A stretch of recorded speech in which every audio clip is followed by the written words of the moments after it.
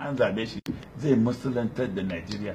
To shekara biyu ya bai fara bai Najeriya menene yanzu sai ya kai shekara wani zai sauka shine zai musulantar da Najeriya. Ai ranar gini ranar zane tun da ya zo da zamu ga zai kafa gwamnati ministoci duka musulmi zamu ce to a sha abin da aka faɗa da gaskiya. Zamu ga zai sa hafsoshi wanda za su kawo mutane dole da kuma su menan ya sa musulmi. Zamu ce to ashe da gaskiya in yayi budget zamu ga kuma ya ware kudi domin gina masalatai da makarantar islamiyya. Zamu ce wannan abin da gaskiya ne.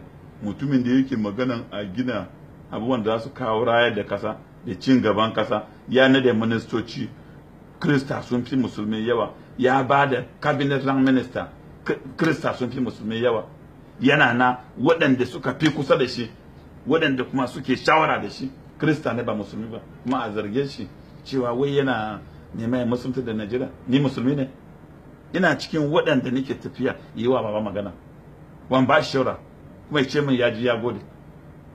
Ni musulmi ne. To saboda haka a kyautata wa mutumin nan, a yi mishi adalci, a faɗa gaskiya. Babu wannan abin tare da mutumin nan.